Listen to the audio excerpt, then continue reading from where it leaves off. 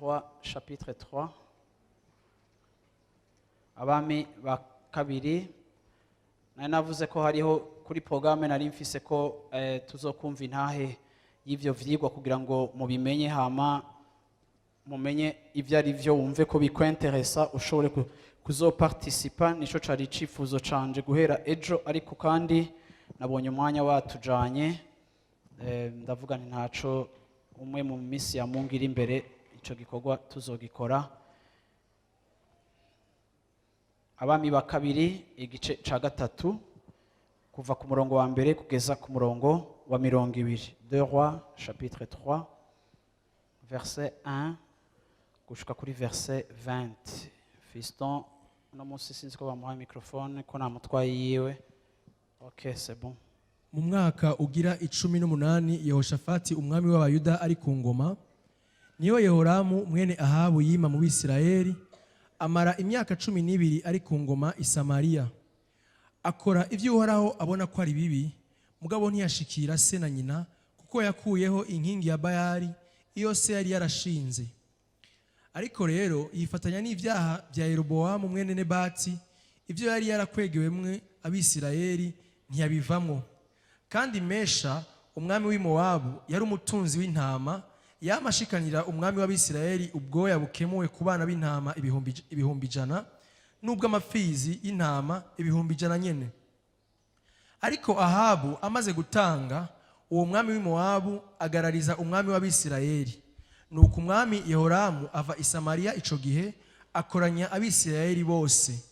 Maze araheza atuma kuri Yehoshafati umwami w'Abayuda, uti umwami w'i Moabu yamugararije, uti mbega wokwemera kumutabara ukajana nawe kuja gutera i Moabu? Aramwishura ati, egome muzojana. Uti we numwe nawe, uti n'abantu biwe nibo biwawe. We numwe nawe, uti n'abantu biwe nibo biwawe, uti n'amafarasi yiwe niyo yiwawe. Yehoramu arongera aramubaza uti, muzodugana iyihe nzira?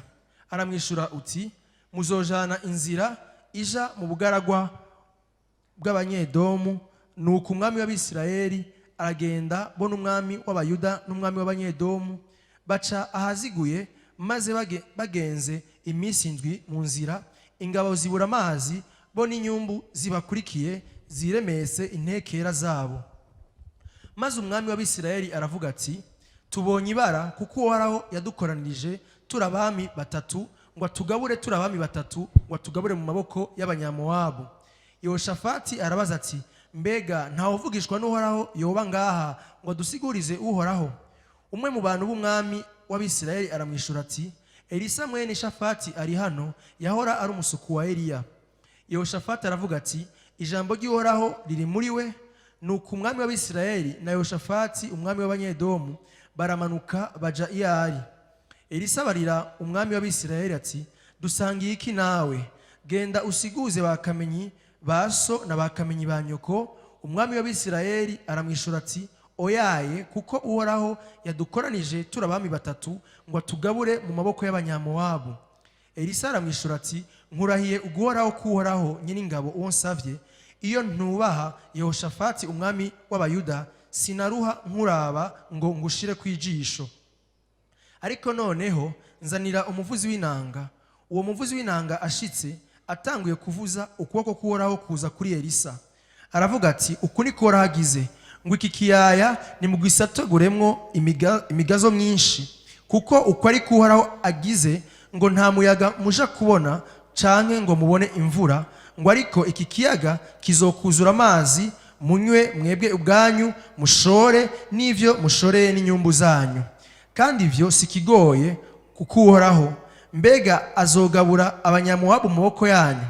namwe muze musangangure igisagara cyose kizitiwe uruzitiro rw'amabuye n'igisagara cyose giteye igomwe n'igiti cyiza cyose muze mu gice musibye n'amariba yaho yose n'indimiro nziza zose muzisibanganisha amabuye. Bukeye nko mu gihe cyo gutanga ikimazi cyo mu gitondo bagize batya babona amazi aturutse mu gihugu cya Edomu, nuko icyo gihugu cyuzura amazi.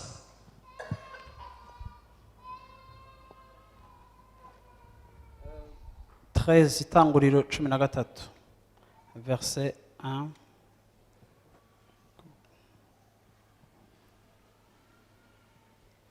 kugeza kuri verset 11. Abraham araduga ava muri Egiputa. Merci. Abraham araduga ava muri Egiputa bo n'umugore wiwe n'ivyiwe byose na Loti ajana nawe baja i Negebu. Kandi Abraham yari umutunzi cyane w'amasho n'imikuku n'amafeza n'amazahabu, nuko agenda aratahira ava i Negebu arinda ashika i Beteli, hahantu yashinze ihema ry'ubwa mbere hagati y'i Beteli n'ihayi, hamwe hahora igicaniro yubatse ubwa mbere. Abraham yambarizayo izina ry'Uhoraho. Kandi na Loti yagendana na Abraham, nawe yari afise imikuku n'amasho n'amahema. Ico gihugu nticyabakwira ngo babangikane, kuko itunga ryabo ryari ryinshi bituma badashobora kubangikana. Haba intonganya hagati y'abungere ba Abraham n'abungere ba Loti, kandi ico gihe abanyakanani n'abaferizi nibo baba muri ico gihugu. Abraham abarira Loti ati, ndakwinginze hoye kuba intonganya hagati yanje nawe no hagati y'abungere banje n'abawe, kuko tuvukana. Erega igihugu cyose kiri imbere yawe, ndakwinginze ngo duhane inta. Niwahitamwo kuja ibumoso nanje ndaja iburyo, niwaja iburyo nanje ndaja ibumoso. Loti yunamura amaso yitegereza ikiyaya cyose cyo kuri Yorodani, abona ko hari ibigera by'amazi hose. Uhoraho atararandura Sodomu na Gomora, ico kiyaya cyari kimeze nka rya tongo ry'Uhoraho canke nk'igihugu ca Egiputa ugiye werekeye Isowari. Nuko Loti ahitamwo ico kiyaya cyose cyo kuri Yorodani, aragenda aja iburasirazuba, bahana inta. Haleluya, amen. Ikintu nshaka kuvuga kuri uyu munsi, nshaka kuvuga kwirira ijambo rivuga ngo gushira umutima wacu kumugisha uruta iyindi, canke kuri gushira umutima canke gushira amaso yacu ku gikomeye Imana yahamagara ubuzima bwawe, canke kumugisha uruta iyindi, canke novuga bénédiction iri ultime, iri ariyo irushirije canke iri hejuru y'ibindi bintu byose. En general birangora gukompoza titre, turakurikirana. Amina. Iri jambo dusomye muri iyi nkuru ya mbere iradufasha gutahura ico nshaka ko tuganira ko uno munsi, ingene Imana yahaye Abisirayeli kunesha aba bantu bi Mowabu. Ariko kandi kimwe mu bintu tubona, ijambo ry'Imana ritwereka yuko umwami Ahabu amaze gupfa, uyu mwami Ahabu yari umwami yatwaye nabi Isirayeli. Muribuka yari afise umugore yitwa Yezebeli, kandi bari abantu batumye Isirayeli isenga ibigirwamana cyane. Ariko kandi mu buzima bwiwe Ahabu yagararije Imana, Imana iteza ibibazo igihugu gushikaho abantu bihanye bagaruka ku Mana. Mu gihe ca Eliya, Imana imaze kugaragaza Imana y'ukuri yariyo, abantu baragaruka basubira ku Mana. Iyi nkuru rero dusomye, uyu mwami Ahabu ntiyaragitwaye, ariko hari hatwaye umuhungu wiwe yitwa nde? Sinza gusubira gusoma. Yitwa Yeho mu Kirundi.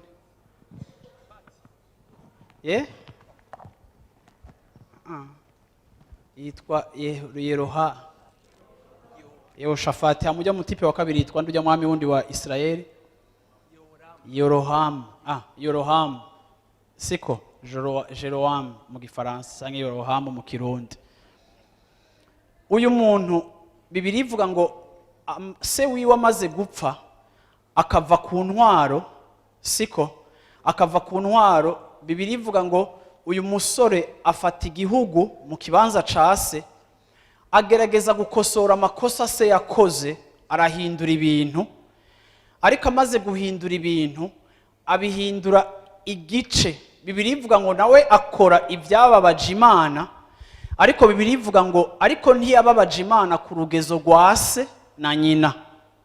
Mwibuke ko se na nyina bazanye abavugishwa ba Bayali bakubaka ibicaniro, igihugu cyose kigasenga ibigirwamana.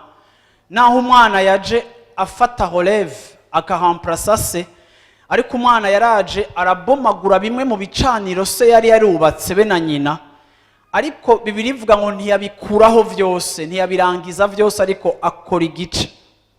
Siko amaze gukora igice bituma Imana novuga gute imwapresiya gato, ariko itamuryohererwa, kuko ivyo yakosoye yabikosoye igice.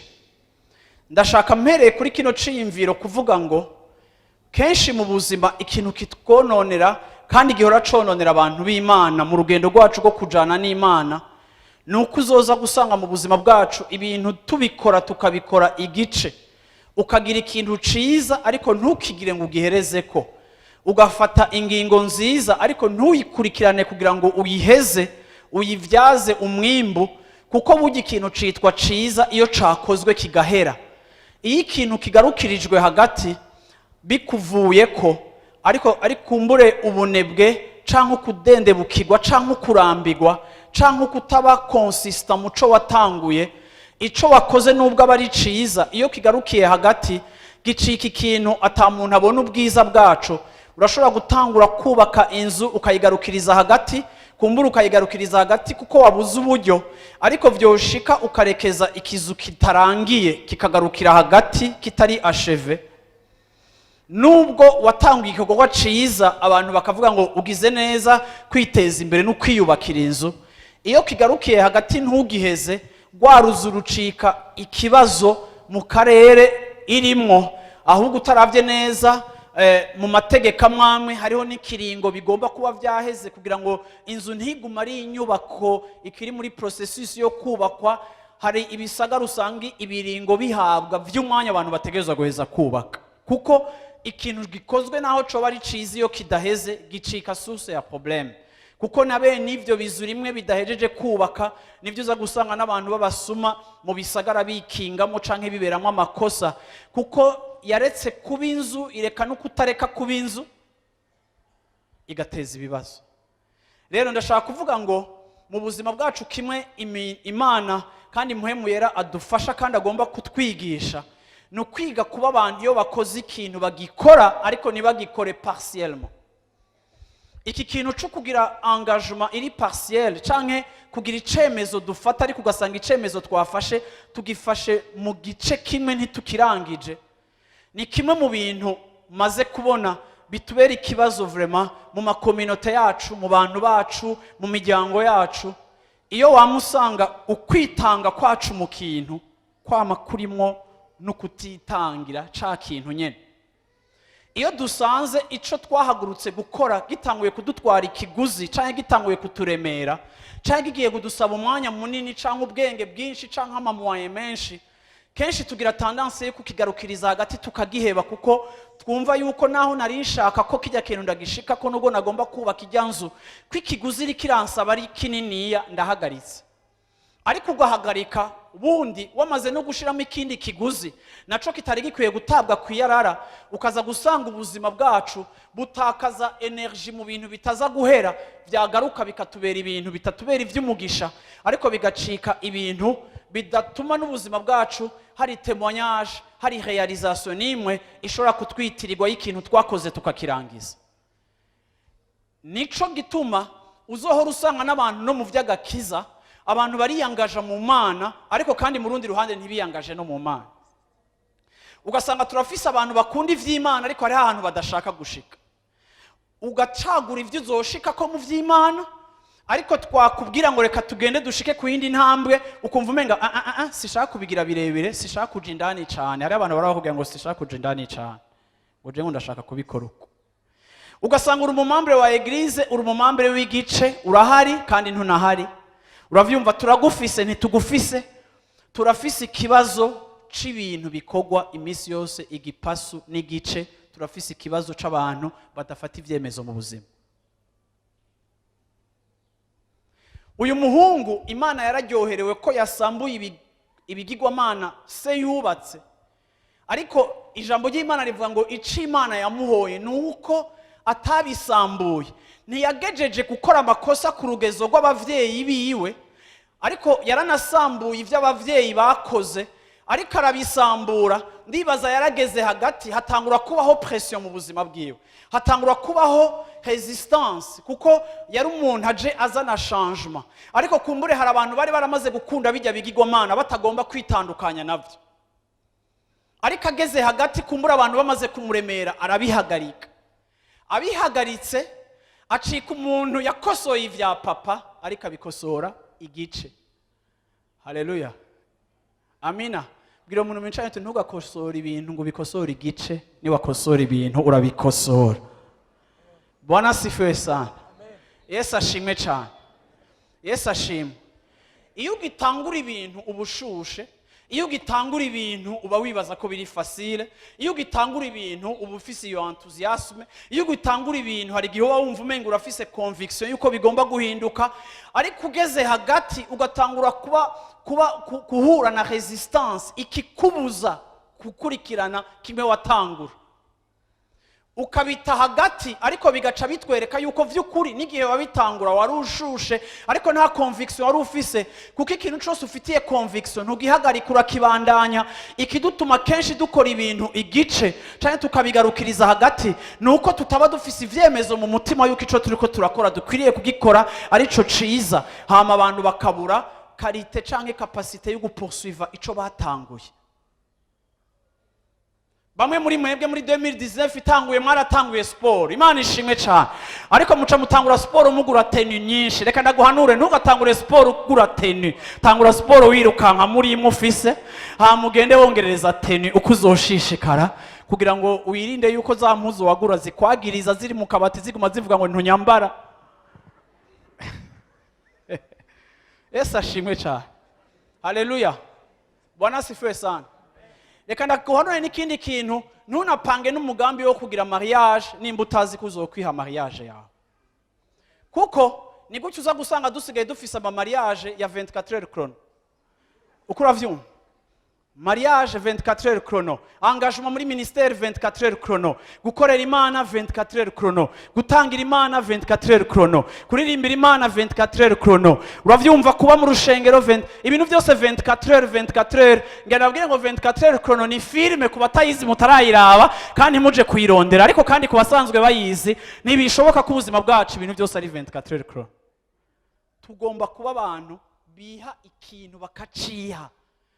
Iyo tudatahura uburemere bw'ico, reka ndakubwire nta kintu na kimwe uzotangura coroshe, nta kintu na kimwe uzohaguruka surtout ciza gifise akamaro c'ubumana, nta kintu na kimwe uzojamwo coroshe.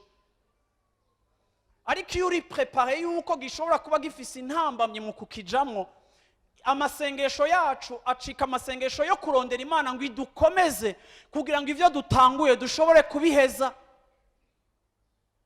Iyo tudatahura uburemere bw'ivyo dushaka guhindura, uyu musore yafashe intwaro ashaka kuzana Imana mu gihugu kuko yari yarabone amahano Imana yabahaye, ariko nubwo yashaka ko Imana iza mu gihugu ntiyari yarashize ku munzani ingene bigoye kuzana Imana muri existence n'imibereho y'igihugu canke ca famille. Biragoye, nukwamiza ko, nukugwana, nukugwanywa, ariko kandi tukambikwa inkomezi, tukadepanda ku Mana, ikaguha guhindura strategie, ikaguha ubwenge, ikaguha sagesse y'ivyo ukora n'ingene ubikora, ukabandanya. Ariko ngengo ndababwire ngo vyinshi mu bintu Imana irungika mu buzima bwacu biragoye. Nico gituma ugusenga kwacu no kurondera Imana kwacu ahanini turarondera Imana kugira ngo ubushobozi bwayo budushoboze kurealiza ico Imana yaduhamagariye kuberaho.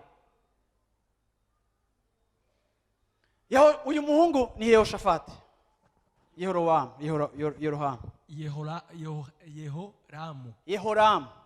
Yehoramu rero amaze gutangura ivyo bintu, Bibiliya ivuga ngo haheze igihe, kuko papa wiwe yari umuteroriste afise n'umugore ateye ubwoba w'umanipulatrice yitwa Yezebeli, ngo amaze gupfa umwami w'Imowabu aravuga ngo jewe yahora atanga taxe y'intama zishika 100 ibihumbi ijana vy'intama. Murumva umuntu ikindi gihugu gitanga mu kindi gihugu taxe ya 100,000 mouton, siko? Uyu mwami w'Imowabu aravuga ngo ndarambiwe kuza ndatanga iyi taxe muri kijya gihugu, rero ndabihagaritse, ndabivuyemo. Na karese wiwe yarapfuye, ariko uyu mupeti ndamwankiye. Amaze kwankira Yehoramu, umwami w'Imowabu ati sinzosubira gutanga iyi taxe. Uyu mwami aravuga ngo ugira ngumuke ko aca ariyumvira ingene yoja kugira gute kumutera. Umugambi cette fois-ci ahagurukiye nuwo kuja gutera Mowabu, akayikubita, akayinesha, akayobrija gushishikara itanga taxe. Na karingene batanga taxe bayitanga kubera igikenye. Uyu mwami yagomba kwemeza umwami w'Imowabu, nuko watinye papa nanje ugomba kuntinya, iyi taxe uzoshishikara kuyitanga, kutanguye kungumukana ndaje kugutera. Ariko uyu mwami wa Israeli ahagurutse ngo aje gutera Imowabu, asanga ari faible, asanga nta nguvu zikwiye afise zo gushora kunesha. Aca mobiliza abandi bami, aca hamagara Yehoshafati umwami w'Iyuda, aca hamagara n'uwundi mwami ndibagiye kijya gihugu twasomye, hari ikindi gihugu Syria, Syria, aca hamagara uyundi mwami, muraza kunsufura izina giye ahava kuko we ntibatubwira izina.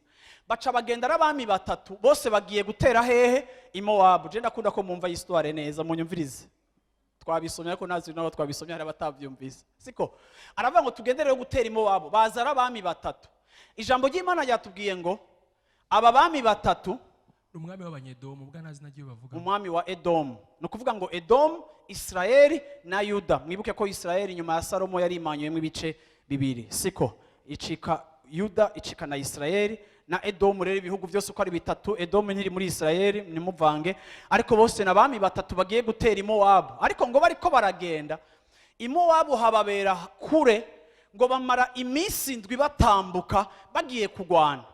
Intumbero yabo yari ingwano, intumbero yabo nyamukuru, kimwe navuze intumbero nyamukuru, gushira amaso yacu ku ntumbero nyamukuru, gushira amaso yacu ku mugisha nyamukuru, cyangwa gushira amaso yacu ku ntumbero nini iruta izindi.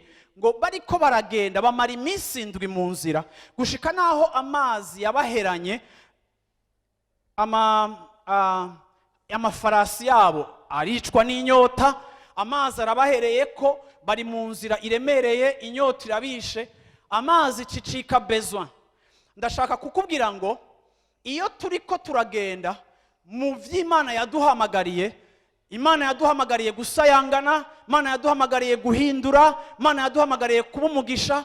Igihe Imana yahamagara Abraham yamubwira ijambo ngo niwankurikira nzokugira kuba isoko ry'umugisha ku mahanga yose. Mu migisha yose Imana yasezeraniye Abraham, umugisha wo kuba isoko ry'umugisha ku mahanga yose niwo mugisha novuga uri ultime canke munini, uri hejuru y'indi migisha yose Imana yagiye irashira mu buzima bwa Abraham. Ariko iyi Imana yamuhamagaye yamweretse objectif ya nyuma canke iri principal, hamwe y'ibindi izomukorera. Yamubwiye ko izomuha uruvyaro, yamubwiye ko izomugirira ibi, yamubwiye yuko abazomuhezagira bazohezagirwa. Yaramusezeraniye ibintu byinshi, ariko imigisha yose Imana yamusezeraniye, umugisha mukuru hejuru iyo migisha yose yari umugisha uvuga ngo nzokugira isoko ry'umugisha ku mahanga yose. Bwana asifiwe sana, haleluya. Rero Abraham niwe amahanga yose ahezagirirwamwo muri ordre no mu cimviro c'Imana kubwo kwizera kwiyo. N'uyu mugabo rero Yehoramu, uravyumva, araduzagiye Imowabu, ic'Imana imurungitse icatumbereye nukunesha. Ariko murabe, ariko aragenda muri ya victoire, bashitse ngo mu nzira inyota irabica, amazi arakama. Amazi amaze gukama, inyota ikabica. Bibiri tubwira ikintu kimwe, ngo uyu mwami aravuga ngo sha, kwa amazi aduhereyeko, kwa amazi akamye. Murabe neza, iyi sinye, uku kubura provision, uravyumva, ni sinye ko Imana ihejeje kuturivura mu maboko ya Mowabu. Murabe neza, uku kugira manque ni preuve ko Imana igira tubize tugiye gupfa. Twese uko turi bihugu bitatu tugiye mu kugwa mu maboko ya Mowabu. Uravyumva? Uyu mwami rero acaja mu bwoba, muri ako kanya buno nyene objectif yiwe n'amaso yiwe yose atangura kuja ku mazi, atangura kwiyumvira amazi. Dukura amazi hehe? Turonka amazi gute? Amaso yiwe ayafokaliza kuri besoin, ariko kandi buhoro buhoro atakaza objectif y'ukunesha n'intambara agiyemo. Kuko murabona, iyo turiko turakora ibikorwa, iyo turiko turakora ibintu, hari igihe besoin zivyuka zikavuza urwamo, ukavuga ngo mbega kijya kintu nzogishika ko gute ko nshitse mu nzira nkabura. Ico gihe ni uca usanga ivyo ukeneye bitanguye kuvuza urwamo rwinshi, ugatangura gushira meditation n'amasengesho yawe kuri besoin, siko? Ugatangura kwiyumvira ico ubuze, ugatangura gutanga imitwaro y'ivyo ubuze utararonka, ugatangura gutanga imitwaro y'amahera, ugatangura gutanga imitwaro y'ibintu ukeneye. Buhoro buhoro nutangure kubona Imana mu rugezo rwo kwirondera ko victoire, ahubwo ugatangura kwiyumvira kurondera Imana mu ntumbero yo kuronka provision canke ivyankenerwa bigufasha gushika kuri rya victoire. Si bibi kurondera Imana kubijanye n'ivyo dukeneye, ariko ni bibi igihe amaso yacu n'umutima wacu uciye uherera gusa kuri gisata c'ivyo tubuze, kurusha uko in English main purpose is to seek God for the ndashakomesha ko di weekend kurikira nzoba ndi muri Etats-Unis kuvuga ubutumwa. Mwihangane yanda bivuge mu Congereza. Gutumbera rero gushira amaso yacu ku ntumbero nyamukuru iri hejuru y'izindi zose. Ese ashimwe cha. Haleluya. Uyu mutipurazi ibintu yaciye agira, ashitse acarabaza ngo mbega nta muvugishwa w'Imana ahari, kuko ibi ni danger. Kubona amazi aheze Imana igira itwicire mu maboko yo kujya mutipe, kuko en d'autres termes nta kuntu Imana yari kwemera ko amazi yacu ahera. Kubona aheze Imana idutwaye kutwicisha, tuzomushika imbere n'ibikoko byacu bidashobora kuresista ko binyotewe, amadukubitwe. Uravyumva? Atangura kurondera umuvugishwa. Atanguye kurondera umuvugishwa avuga ngo nta muprofeta ari ngaha. Baramubwira ati bana mpamaze imisi Eliya yarapfuye. Yo baragira yo yarapfuye Eliya, niwe yari umuprofete vuma w'igitangaza ngaha nibiki, yarahwereye yaragize gute. Abantu baramubwira ati none, ariko abandi baramuha icizere, bamubwira ngo ariko rero naho Eliya yapfuye hariho umuntu yahora amuha amazi, yari afise umuserviteur wiwe amwoza ibirenge kandi akamuha amazi. Wowe waracariho, kandi birashoboka yuko nimba yaragendanye na profete ashobora kuba afise onction ya profete. Reka rero tumurondere. Ujya mwamara avuga ngo nyarutsa tumurondere adukemurira ikibazo c'amazi. Bagiye kumurondera, Elisa ahura n'abo bami n'izo ngabo, baramubwira ngo umwami aragukeneye. Elisa ashitse imbere y'uwo mwami aramubwira ngo ni igiki kigutewe kuza kundondera? Mbega ntiwogenda kurondera abavugishwa ba so na nyoko baba yari akaba ari buja kubaza kukije wundondera? Umwami nawe aramubwira ati turagukeneye ko turafise problem. Elisa aramwishura ikintu gikomeye, avuga ngo wewe sinari kukwitaba kuko je nawe naho duhuriye. Iyo ntatari kuba harimo Yoshafati, wowe sinari gupfa ndakwitavye ari wowe umpamagaye, kuko wewe tu n'es pas du groupe canke nturi muri kategori y'abantu barondera batwebwe. Wowe urondeye abavugishwa, urondera bamwe ba so na nyoko basenga bayari, bamwe wa détruise ivyabo ariko ukabidétruisa partiellement. Ubu rero kurondera intsinzi urondeye jewe, nsoneye Yehoshafati, wowe sinari kukwita. Iki kintu kiratwigisha ikindi ciyumviro aha hantu, ingene mu buzima twese tuza turondera Imana dufise ico dushaka. Benshi muri mwebwe mwaratanguye kurondera Imana mukeneye amazi. Benshi muri mwebwe mwaratanguye kurondera Imana mukeneye ikintu Imana ibakorera, mwari mubuze c'igitangaza. Bamwe mwarondera kuvyara, mwaratevye kuvyara, abandi mwaragomba gukira ingwara, abandi mwari mubuza amahoro bakababwira ngo kwa Yesu hari amahoro, muza muje kurondera amahoro. Abandi mwari muhejeje guhura n'ibibazo, muca muza mu Mana. Abandi bakijijwe bavuye mu kiriyo cabasambuye kikabatabura. Igihe cose wamusanga iyo tuje ku Mana, twamatuza ku Mana kubera ikintu kanaka. Barizo mwicaye tuwe waje gute? Bamwe ntibokubwira ariko mushingira ntaye gusa umuntu tumutuje vyema byo kuri nibuka naje kubera iki.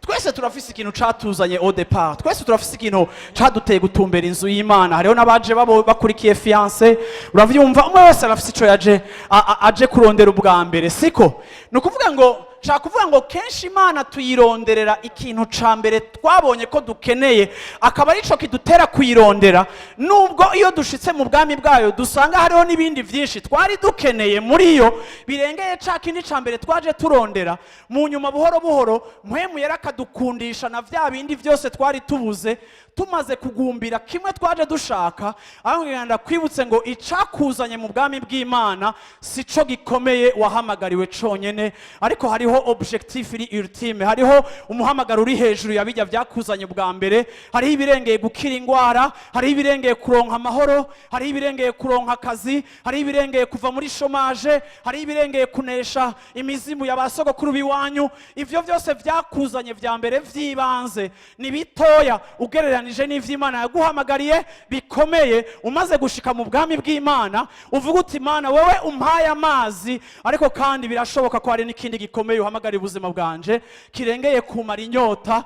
Kuko mu bisanzwe amazi ni provision yo guheza urugendo. Amazi bayanywa bafise urugendo, bisobanura ngo nimba hariho ivyo duhabwa kwambara no gufungura no kunywa tukaba tubihabwa mu rugendo, mbega urwo rugendo gogo turiko turagira rudutuma dufungura, tunywa, turyama, twivuza, mbega n'uruhe rugendo? Iyo udatahura urugendo uri kurajamwo urwo arigo, ariko ugatahura ivyo ukeneye mu rugendo, ego urashobora kwifokaliza ku vyo ukeneye ku rugendo, Imana ikabiguha. Ariko kandi nta na rimwe Imana igabura igahaza abantu idafise aho iriko irabatwara. Rero ico nkeneye gutahura uno munsi muri kino gitondo, mbega Mana kunyambika ukangaburira unjanye hehe? Kuko wowe atarugendo rudafise intumbero, atarugendo wo gupfa kuyerera nk'abayerera, ariko urugendo rwose Imana iduha kujamwo rurafise intumbero. Yesu ashimwe cane. Uri ngaho wavutse kubw'intumbero y'Imana, irakwitwararitse ikakwambika ikagushariza, ariko nigushariza kugira ngo tuvuge ngo uraberewe, igushariza kugira ngo haleluya igushoboze gushika kuri ya ntumbero nyamukuru yaguhamagariye.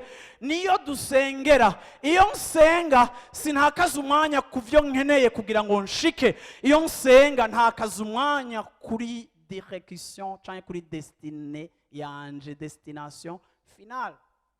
Nimumbwire ko mwanyumvise, bivuge vrema, nimufume mumbesha mwamyumvise ibyo navuze. Bwana sifiwe sana. Yesu ashimwe cyane. Muriko muruvye niko ndavuga. Ni bangahe ngaha no munsi muri hano muri kino gitondo muzi ico Imana yabahamagariye, muzi ico Imana igomba kwigaragaza mu buzima bwanyu, muzi uburyo Imana igomba kwimanifesta mu buzima bwanyu. Muri Yesaya aravuze ngo sayangana mukobwa w'Isiyoni. Objectif y'Imana nuko mwe musayangana, nuko mwe mwaka nk'inyenyeri, nuko murasa, nuko mwirukana umwiza ubakikuje. Ico nico kintu kiri ultime. Ariko iyo muri ko muragenda muri direction mugenda ku rencontre ya objectif y'Imana, hari ibintu tugenda dusanga mu nzira bidusamaza. Yerohoamu Imana yamuzanye kugira ngo akorije ama ekosa ya se, ariko ashitse atanguye gukosora amakosa se yagize, atangura kwikomprometa, atangura kwemeranya n'amafuti, arabibomora muri 50%, 50% arabigumizaho. Mbega nikiye kintu catumye umutima wiwe udarangiza ico yaratumbereye gukora? Nikiye catumye atabishishikara? Nikiye gituma umuntu atangura ibintu vyiza ntabishishikare? Nuko udatahura neza yuko Yerohoamu utwaye Israeli kugira ngo ukosore ibintu, kugira ngo ugarukane Imana muri Israeli, kugira ngo icubero c'Imana kibaho hantu. Ni wahononsa kuri iyo mission, mbega niyihe yindi mission que tu viens d'embrasser? Quoi d'autre? Nikihe kindi kintu uyu munsi kikuraje ishinga? Nimba utari kurakurikirana gusayangana k'ubuzima bwawe, k'umuryango wawe, niyihe yindi objectif que tu as embrassé au cours du chemin? Nikihe cimviro kindi gishasha waronse gituma ivyo bihagarara? Elisa aramwiyamye avuga ati wowe ntiwari kundondera, wowe sinari no kuguha audience, wowe sinari no kukumviriza, kuko danku urankeneye kwigitangaza c'Imana, ariko warahagaritse intumbero y'Imana. Elisa ngo ahejeje kubakira ngo acaja gusenga, avuga ati nimunzanire umuririmbyi. Baca bazana umuririmbyi ngo amuvugiriza harpe ngo ariko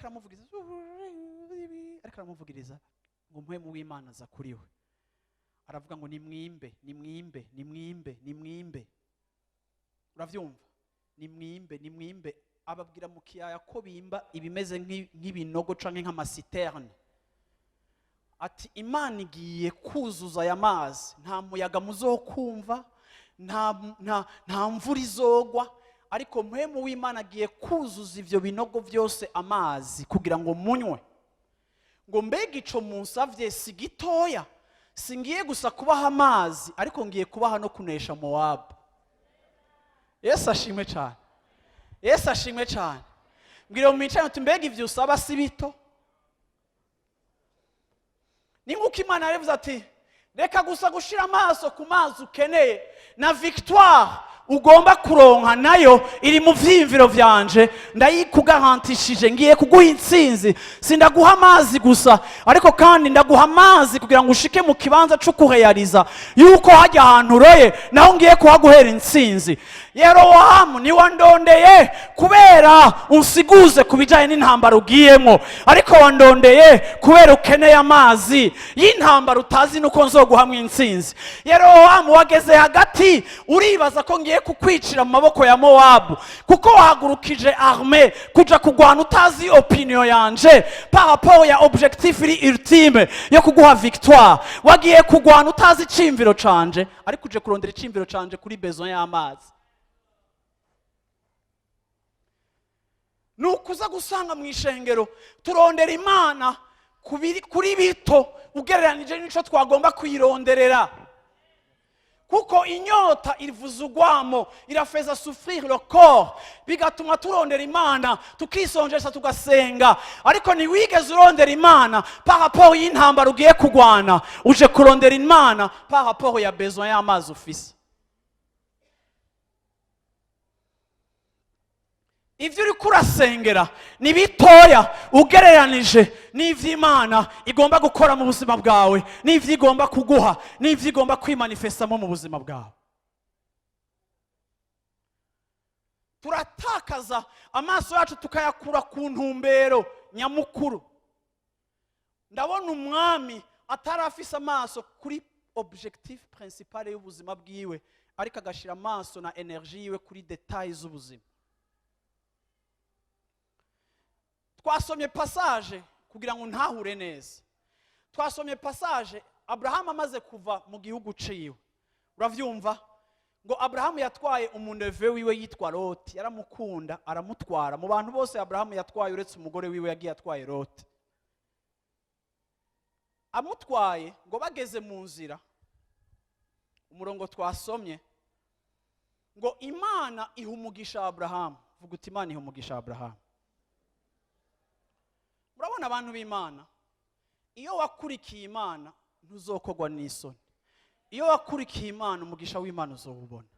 Nimba waramumviye Imana nimba warizeye Imana ukayikurikira sinkekeranya ko umugisha uri mu mugabane wawe. Haleluya. Nta nuwo twona gusengera uzogukurikirana uzokomako ivyiza n'imbabazi bizokoma ku buzima bwacu. Abraham ajanye na Loti mitera ngo twibere Loti ingo. Abraham ajanye na Loti amusohokanye. Bibiliya yatubwiye muri kijya gice ca 13 ngo bari kumwe mu bisanzwe ngomba ndagufashe gutahura iki kintu. Urafise shoke ejo twaramuvunye sindaguterura ntugire problem niba yitambukira kirahera. Bwana sifiwe sana. Kenda wicara. Loti yaratambuka neza icara mume Loti bashe mundonderere Loti vraiment mundonderere Loti ngaha je ndakeneye groupe ya théâtre ifasha kuvuga ubutumwa. Okay. Ngo Abraham Imana imubwira ngo genda. Imana yavuganye nande? Imana yavuganye na Abraham. Iramubwira ngo nzoguhezagira. Shomera chapitre 12 verset 1 na 2. Wumvikira Imana yabwiye Abraham. Uhorabarira Abraham ati Uhorabarira Abraham ati va mu gihugu canyu no mu muryango wanyu no mu nzu ya so uje mu gihugu nzokwereka nanje nzoguhindura ubwoko bukomeye. Ni wabikora rero nanje nzogira gute nzoguhindura ubwoko bukomeye nzokugira ubwoko bukomeye nzoguha umugisha 2 nzoguha umugisha izina ryawe ndarugire rurangiranwa 3 izina ryawe nta muntu atazorimenya n'abandi baze bagira umugisha ku bwawe 4 n'abandi bazogira umugisha ku bwawe.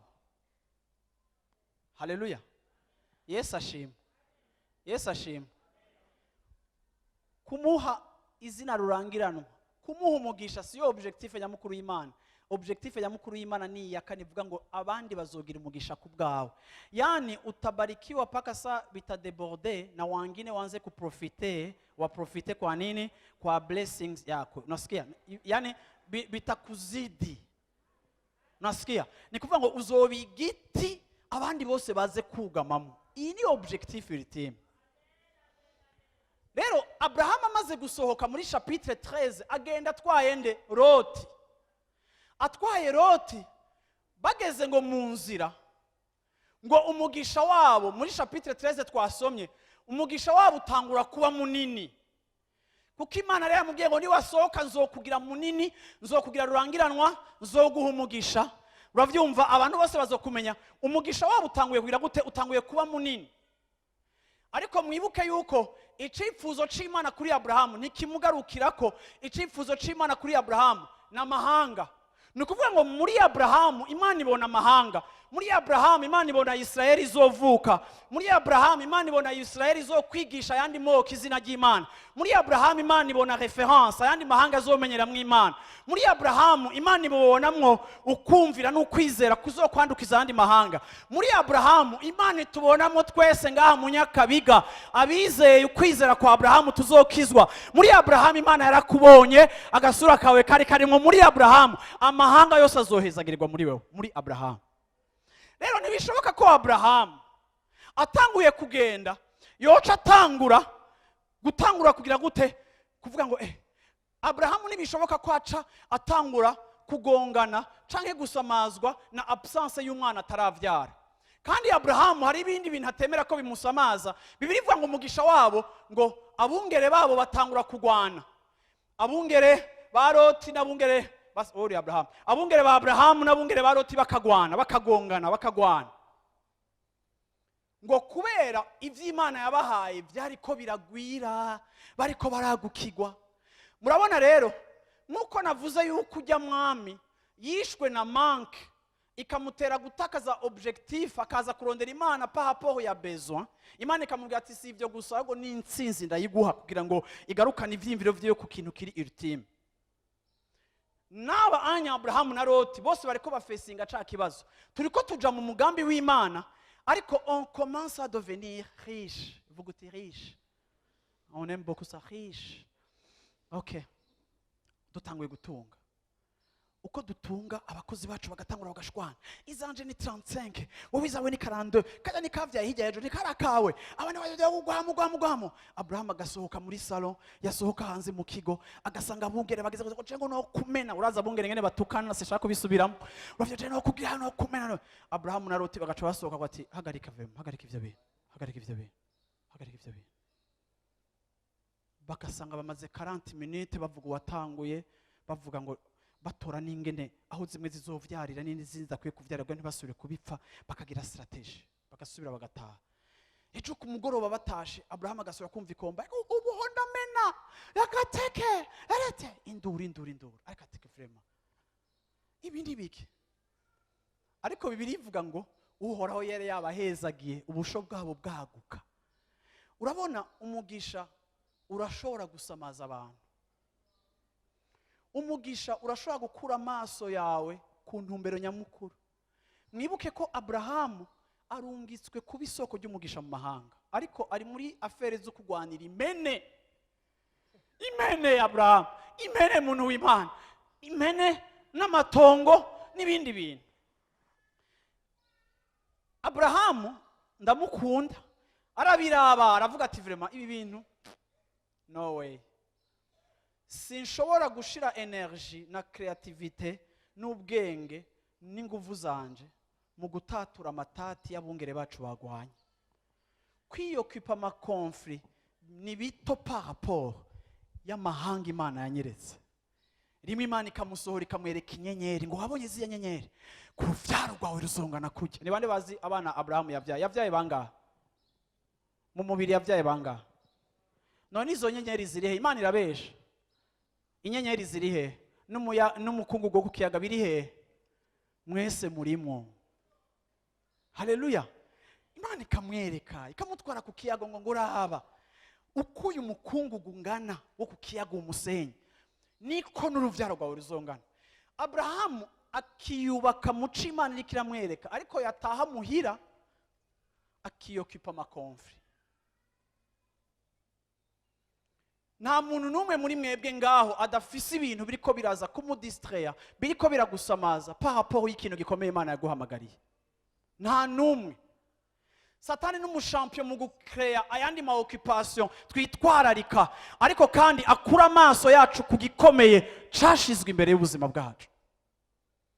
Reka ndababwire, igiceri uri kuragenera, ubuzi uri kuraronka, amapromosi uri kuraronka, abantu uri kuraronka, ivyo vyose n'umugisha Imana iguha, ariko nta na rimwe ari ivyo. Nta muntu n'umwe Imana yahamagaye gufyatura abana no kuvyara gusa ngo aterere ngaho, ariko kandi Imana yaguhamagaye kugira ngo ico uzoba kize kibera umugisha amageneration n'amageneration, ugire impact, ube mu bantu bakontribuwa mu kwirukana ibikorwa vy'umwiza, mu gusangangura ibikorwa vy'umwiza. Data arakora nandi ndakora na bugingo nubu, kandi ukorera Imana izomuha icubahiro. Mwese mwakirijwe kugira ngo mukorere Imana, mwese mwicaye ngaha muri live center kugira ngo mumenye agakiza, mukorere Imana. Nta n'umwe Imana yakoreye kugira ngo anywe, aboregwe, tujyame, tuvyare, twubake. Iyo si objectif, ayo nama accessoire y'urugendo rwacu, ariko objectif principal y'Imana ku buzima bwacu nuko dusayangana, nuko amahanga arongera umugisha muri twebwe, nuko umuryango wawe uguharura nk'umunyamugisha, nuko uba icitegererezo, nuko uba reference, nuko uba agent wa transformation. Imana ikavuga ngo eherabo mwana wanje nkunda kandi akampimbara. Yarabivuze kuri Yesu, ariko kandi yari prêt kuza gutransforma ibintu. Bwira mu cyane ibintu byo guhaga, kuko urabona nk'ubu tugira tuje muri 40 jours tuzoba dufise utudosiye, mana promotion, mana none yamara kubiguha uzoca ubikoresha iki? Objectif yawe niyo kugonfra agatuza kawe, canke objectif zawe ziterambere zirafatanye na objectif z'ubwami bw'Imana? Nimba mwiterambere ryawe ata objectif y'ubwami bw'Imana irimo, iryo terambere ryawe riri diabolique. Navuze ngo diabolique, iterambere ritagira Imana riri diabolique, riherekejwemo, ritekeyemo shetani ndani, ritari mu Imana. Kuko nta na rimwe Imana ikora ikintu kubwo wewe kumenyekana, ariko icyo Imana cyose ikora ni kugira ngo yo imenyekane biciye mu vyikora mu buzima bwacu. Aba bantu abakozi babo bariko baragwana. Abraham arafisi yari karaja.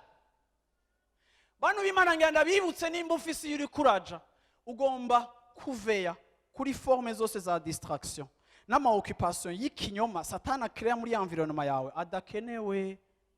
adakenewe. Gushika naho Abraham abwira Loti ati, Loti jewe urabizi ko nagukunda, ariko il est temps qu'on se sépare. Siko harageze ko tuvana, kuko ubutunzi bwacu buriko buransamaza, abakozi bacu bariko baransamaza, sishobora kubandanya niyo kipa amakonfli. Imana yampamagariye uravyumva kuba isoko ry'umugisha. Imana yampamagariye kiraguze gute? Hitamwo ahuje. Rero ngenda babwire meditation nagize kuri uyu mugabo Jenny Loti, ico nimvire kuri Loti. Loti nta sezerano na rimwe Imana yamuhaye, muravyibuka sivyo? Isezerano n'umugisha biri kuri Abraham. Loti haca Imana yamusezeraniye, ariko Loti kuko yakurikiye Abraham, siko ubuzima bwiwe butangura kwinjiramo umugisha, agira n'amafruit menshi, agira n'ubutunzi bwinshi. Rero Abraham ni yamuhamagaye, kandi Abraham ni yamubwiye ati tuvane. Ariko kandi wumviriza ikintu gikomeye, je nariyumviriye kuri Loti. Je ndi Loti nari kubwira Abrahama ati Abraham, wewe ntituvana, sindakurekura, sindakuva inyuma, kuko wewe ni wewe Imana yahamagaye, kandi amasezerano yose Imana yarakubwiye tuyumva iyashira ku buzima bw'iwawe. Rero jewe sishobora gufata direction, ariko kandi murabe Loti uyu munsi ndagomba kumudefinisa. Urashobora kwisanga mu mutima wawe hari amakarite canke amadefo ya Loti wo kwisangamo. Loti n'umuntu afise focus yiwe kumugisha. Muranyumva? Loti ni type y'umuntu ijisho ryiwe riri kumugisha materiel. Loti Abrahama muhitishijemo ngo dutandukane. Abraham ntiyanagize, Loti ntiyensiste. Yaciye avuga ngo Abraham acamuga ati hitamo wewe direction ufata. Loti ati nije ntangura. Nije ntangura. Sawa sikaze mari je ntangura. Wowe uvuze ngo tutandukane ariko nije ntangura. Hama Loti rero acararaba rero. Loti urazi ko afise ibikoko, murazi ko afise bafise intungwa nyinshi n'aba berger. So ijisho ry'umwungere rirabike. Ijisho ry'umwungere rirabike. Loti rero acararaba. Aravuga ati nije ntora. Akaraba hejuru akabona n'imisozi kandi ntibirisura. Akaraba gutya akabona mu kiyaya akabona verdure. Ndabona Loti ari genre de personne, uravyumva, ndahakwa no kwibaza mbega uruhara rw'iyo muri ajya makonflict rwari uruhe, kubona ntanabona kumugisha ari Abraham, ahubwo ko Abraham amubwiye ati tubivemo ufata inzira yawe mfata iyindi, wewe ngo acatangura kuraba ubwatsi, ngo acaravuga ngo jewe ndafashe iki kiyaya, jewe ndafashe iki kiyaya, niho mfashe hari ubwatsi, jewe niho mfashe, si wambwiye ngo ntangure ubwa mbere, jewe mfashe hariya uravyumva. Hama Abraham acamanga ufashe hariya anya, ngo baca barasezerana. Loti afata direction y'ikiyaya, ariko kandi musomye rya chapitre murazi yuko Loti amaze gufata ikiyaya hajya ahantu yatumbereye Sodomu na Gomora, murazi ko yaronkeye ivyago, kuko muri kijya kiyaya yasanze ari ahantu marekaje huzuyemo amazi, hari ahantu worima umuceri, uravyumva. Ariko hejuru y'ivyo bisanga bari Sodomu na Gomora bahononekarira igisagara, plus tard Imana iragiturira, plus tard uravyumva n'umugore wiwe apfira ku nzira, plus tard no kubura uruvyaro, abakobwa biwe baramuboreza inzoga, basambana na papa wabo kugira ngo bamuvyareko baronka abana.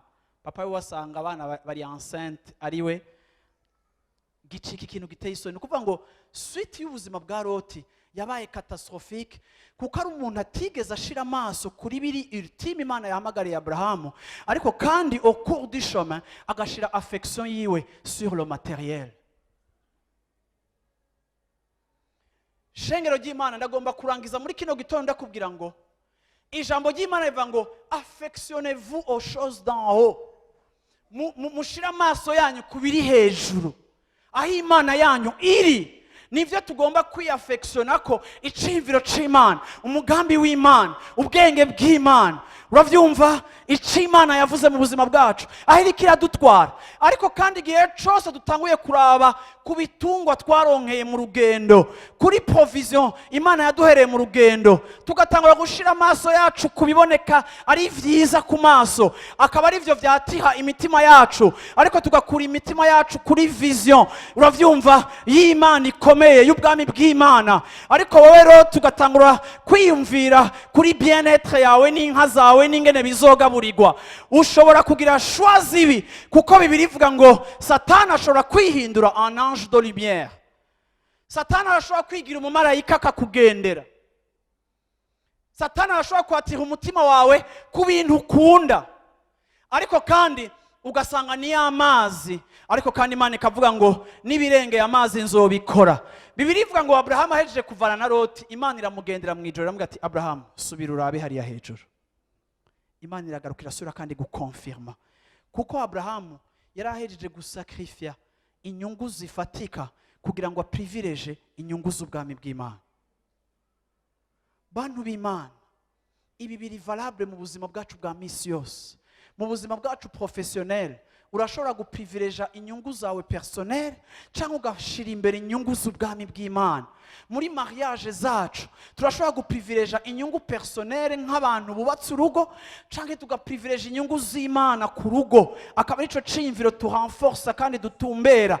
Igihe cyose ushize umutima wawe ku nyungu z'Imana, wa muri prêt no gusacrifier inyungu zawe personnel. Amaso yacu ntituyashira ku mugisha wo mu nzira, ariko amaso yacu tuwushira ku cyo Imana yavuze, kandi arico gikomeye. Ico abantu b'Imana, ubuzima bwanyu bukaba butandukanye n'ivyo mpejeje kuvuga. Ndakubwiye ngo tu vas souffrir. Gukurikira Imana bisaba kwiyanka, gukurikira Imana bisaba kwikorera umusaraba wawe. Wibaza ko Abraham atashaka ikiyaya, wibaza ko Abraham atakunda Loti kuko yari amufitiye akamaro, yari umutama we akiri muto, yamufasha no kwikorera utuntu. Wibaza ko byoroshe kwivanura inyakamu ukagenda mu mahanga kandi wari ufise akaneve kaguma kagufasha kagutera igipindi mu gatera inkuru. Wibaza ko Abraham atarakeneye Loti, yari amukeneye. Ariko nikiye catumye Abraham yumva yuko ashobora gusacrifier relation atenako akunda, ariko akayirekura. Nuko quelque part Abraham yari yaratahuye yuko nta kintu na kimwe nshobora gupermeta yuko kiza kwiyinterfera kuri objectif y'Imana. Igikomeye ngomba gushira kwa amaso nkiyatasha ko nkakunda nikijya, ibisigaye byose ifoko mba ndi prêt kubirekura kugira ngo ntibimbuze gushika kuri kijya. Ni gutya abantu b'Imana twemera tugaperda, tugatakaza, tukarekura, tugaheba, tugatsindwa, tukaneshwa, kuko vision iri plus grand que nous. Umugambi w'Imana ni munini kuturusha, aho Imana iriko iradutwara ni hanini kuturusha. Turi batoya ugereranije n'ivyo Imana iriko iraduhamagarira. Nico gituma ndakubwira ngo nk'uko ijambo ry'Imana ribidutahuza ritwigisha, utazokwiyanka uravyumva ngo mu buzima bwiwe nubwo afise azobutakaza. Ndabona Loti yaratakaje, ndabona Loti muri shwa yagize nta mugisha wari urimo, ndabona Loti atamugisha yavanyemo, yahaviriye umupfakazi asambana n'abakobwa biwe bamuboreje atabizi. Ibintu by'ububandi vy'igehinomi vya hariya vya Sodomu na Gomora n'ivy'abana biwe bagiye gukora bimutera agahinda, apfa nabi. Esco de part ntivyaboneka ko agiye mu mugisha, yes, ariko kandi muri suite hari umugisha wari urimo. No, bisobanura ngo ijisho ryawe rirashobora kuguhenda ukibaza ngo ico ugiye kwihakirimo umugisha, ariko atamugisha gifise ku buzima bwawe. Haleluya.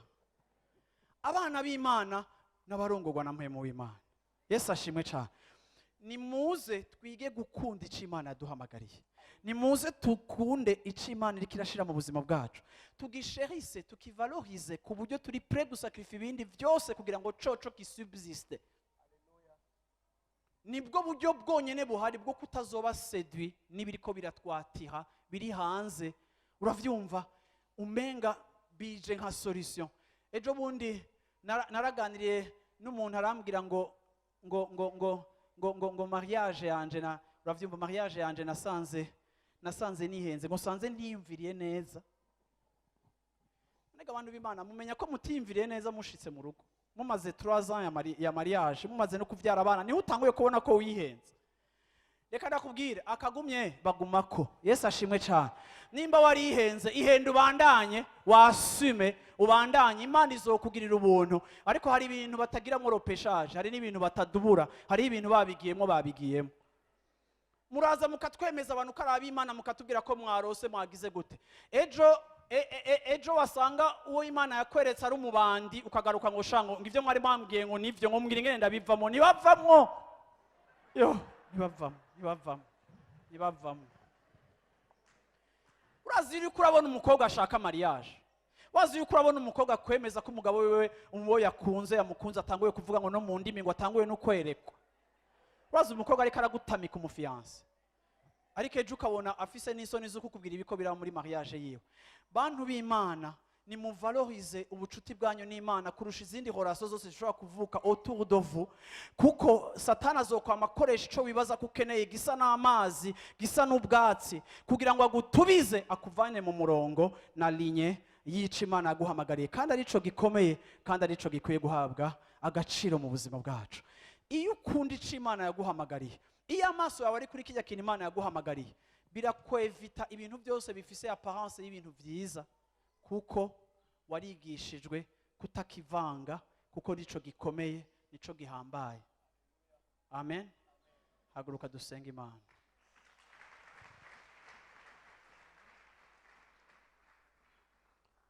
Haleluya. Haleluya. Yesu ashimwe cyane. Ni ikihe kintu ubuzima bwawe bubereyeho? Ubayeho kubera iki? Hagurutse umuntu mwicaye mubwire uti kubera iki ubayeho? Kubera iki wavutse? Kubera iki uriho? Uravyumva? Iki nico kibazo gikomeye tugomba kwibaza. Umaze kukironkera inyishu, iki nico kigomba kudrivinga ubuzima bwawe, kigomba kurongora ubuzima bwawe, kigomba gutwara ubuzima bwawe. Uri kuragenda vers ico gicapo, uzohura na besoin y'amazi, uzohura na conflit, uzohura n'ibikugwanya, ariko muri ivyo byose wame wibuka ngo sinemerera ikintu nakime kinsamaza vers l'objectif ultime y'ubuzima bwanje, gusayangana, guhindura, kubigikoresha. Haleluya. Haleluya. Haleluya. Yesu ashimwe cyane. Yesu ashimwe cyane. Ndizera ko wumvise ico navuze uno munsi muri kino gitondo. Ndizera ko watahuye ico navuze muri kino gitondo. Bizogufasha cyane kumenya aho Imana ikiratwara ubuzima bwawe. Bizogufasha cyane kumenya inyungu Imana ifise mu buzima bwawe. Nizihe nyungu z'Imana ziri mu buzima bwawe? Ziriko zigaburirwa gute? Ziriko ziba develope gute? Uri kuzitwararika gute? Ziriko zigira gute amasengesho yawe? Uri kuzikarisha gute? Uri kuraziryosha gute? Uri kurazitegurwamo gute? Uri kurazi ni gute uriko urakarisha igikoresho cawe Imana igomba yuko uzokoresha. Haleluya. Birashoboka kumeze nka Abraham. Hari ibintu Imana ishobora kwereka mu buzima bwawe, yaba abagenzi, yaba amapratique, yaba amafrequentation, yaba amaactivité. Genda babwire ngo hari ahantu tutazoshika tutize kwitandukana n'ibintu bimwe bimwe bitudistraire kuri ya objectif y'Imana ku buzima bwacu. Ndagomba uyu munsi usenga uvuga uti Imana, éclaire ubuzima bwanje, menye ico uri kurahamagarira ubuzima bwanje. Kuri wa wundi akiza uvuga uti Imana, nkomeza ntihagire ibinsamaza, ntihagire besoin zinsamaza, ntihagire ibibura binsamaza. Sindakurondere kubera amazi, ariko ndakurondere kubera intambara. Sindakurondere kubera ico nabuze, ariko ndakurondere kugira ngo numve direction yawe muri ya objectif iri ultime ku buzima bwacu. Haleluya. Ubuzima bwawe buzoryoha ni wabaho gutyo. Ubuzima bwawe buzoryoha, uzogira deception nkeya, uzogira ibigusambura bikeya igihe uzoshira amaso yawe kuri ico kintu. Emotionnellement Abraham yarababaye, ariko spirituellement iraganye. Hari igihe bisaba yuko emotionnellement ubabara kugira ngo spirituellement ucike umuntu afise ico yungutse. Hariho amafiançaye yasambutse mu buzima bwawe, hari abantu baguhevye, hari amahorasyo washoboye kubriza urayavamwo, byarakubabaje, ariko kandi ugasanga mu buryo bw'impemu hari ikintu wungutse, kuko umuntu wari ugiye kwifatanya nawe ntiyari umuntu vy'ukuri Imana yakugeneye ko mujana muri destiny. Barakwirukanye mu kazi kuko wanse kwifatanya n'abandi gukora amafuti, baca barakwirukana. Uyu munsi nta kazi ufise, uri ngaha muri kino gitondo uriko uratera imihari Imana ngo Mana kuko inahagararaye nawe ntundefande, bakanyirukana bakana hanze nk'igisuma, bakanambeshera bakansohora, uravyumva, bakankorera amakompro, ukavyemera ntumproteje kandi jewe nahagararaye nawe. Reka ndakubwire, hariho igihe c'agacerere, hari igihe Imana ihora bikagushikako, ariko kwiherezo uzosanga warungutse mu buzima bwawe bw'impemu. Wahagararanye n'Imana, ntiwagize isoni zo kumushingira intahe, nawe ntazogira isoni zo kugushingira intahe imbere ya data n'abamarayika. Haleluya. Abizigira uhoraho bameze nk'umusozi Sinayi, ntibashobora kunyeganyizwa. Haleluya. Abizigira uhoraho ntibazokogwa n'isoni. Imana ntizokwemera kuba konfi, Imana ntizokwemera kumaramara, Imana ntizokwemera ko ijambo rya nyuma riba ijambo ry'umwansi, ariko Imana izokugirira neza. Imana izohagarara nawe, Imana izohagarara mu ruhande rwawe, Imana izokwimanifesta mu ruhande rwawe.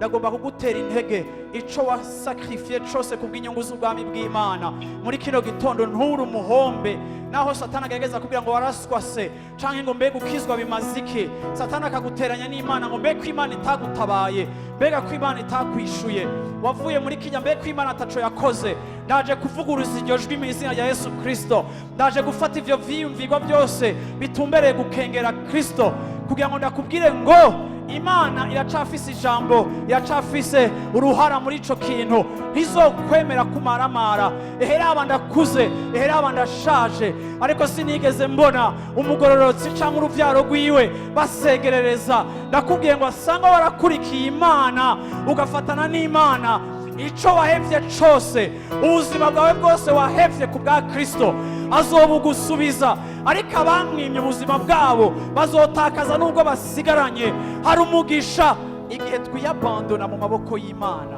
tukirekura amaboko y'Imana kugira ngo ifate contrôle c'est ça la foi.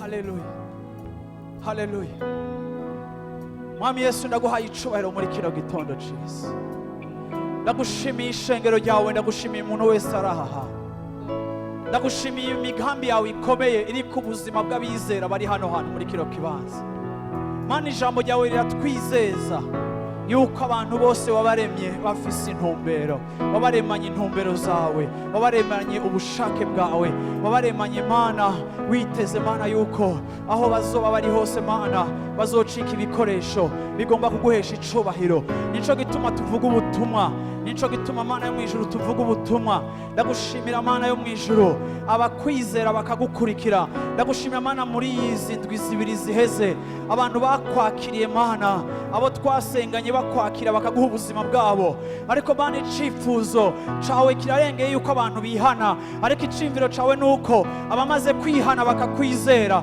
bahaguruka bagakorera inyungu z'ubwami bwawe kugira ngo ubwami bwawe bwaguke ubwami bwawe bushike mu bisagara byose mu mazu yose ku mpera y'isi ubwami bwawe buhashike butegeke niyo ntumbero aba n'aba agent abakwizeye n'aba agent ibikoresho by'ubwami bwawe ndasenze Mana kugira ngo muri urwo rugendo utwambikamwo ukatugaburiramwo ukatumaramwo inyota ukaduha urukundo ruva kubo dufise batwegereye Mana ndasenze Mana gushira amaso yacu kuri wa muhamagaro uri ultime wa muhamagaro ukomeye wa muhamagaro udasanzwe wahamagariye umumo wese atandukanye na mugenzi wiwe ariko byose bitumbereye kubaka ubwami bwawe iyo mihamagaro yose ishitswa n'ubushobozi bwa mpemuyera mu buzima bwacu ariko Mana umumo wese arafise izamu ryiwe urafise ico developa mu buzima bwacu ndakweretse aba bantu bicaye hano hantu abavyeyi imiryango yicaye hano hantu abakiri bato bicaye hano hantu abakuze bari aha hantu abari mu maresponsabilité atandukanye abari mu bikorwa bitandukanye abari leader bari hano hantu abari mu kibanza c'ama prise de décision bari hano hantu abari mu bibanza byo gushobora guhindura ibintu aba père de famille bari muri kino kibanza oh Mana yo mwijuru abantu bose bafise Mana uruhara rw'ivyo bashobora gukora bigahesha izina ryawe icubahiro ndasenze Mana kugira ngo bakoreko uvugane nabo Mana ukangurira imitima yabo kugira ngo babone ibikomeye kugira ngo engagement zacu Mana ntizisubire kuba partiel ntizisubire kuba izigice ntizisubire kuba izitangurwa zigahagarikirwa mu nzira ariko Mana rema umutima mushasha mu bakwizera bari aha hantu mu ishengero ryawe turagomba abahungu n'abakobwa b'ivyemezo turagomba abahungu n'abakobwa ba commitment turagomba abahungu n'abakobwa iyo bagiye mu kintu bakijamwo bakagiha ubuzima bwabo bakacihebera bakaciha